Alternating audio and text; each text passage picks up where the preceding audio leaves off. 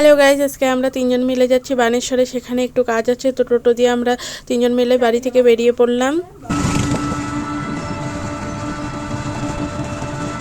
বাড়ি থেকে একটু এগিয়ে নিউ বানেশ্বরে এসে দেখি এখানে গেট পড়েছে, ট্রেন আসবে। তার জন্য এখন আমরা এখানে বসে আছি। আর তোমাদের কার কার ট্রেন দেখতে ভালো লাগে, তো দেখো এখন ট্রেনটা যাচ্ছে।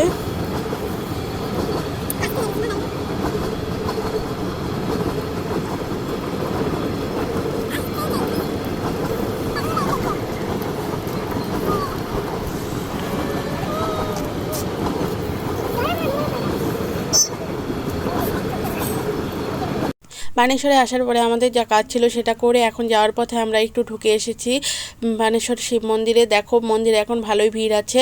আর এইদিকে সবাই দাঁড়িয়ে দেখছে যে আমাদের যে দিঘি আছে বানেশ্বর শিব মন্দিরে, সেই দিঘিতে যে কচ্ছপ আছে সেগুলোই। তো এদিকে আবার বিউটি খুব দুষ্টুমিগিরি করছিল, আর ও একটু ভিতরে ঢুকে গেছে, তাই ওর মা গিয়েছে আনতে।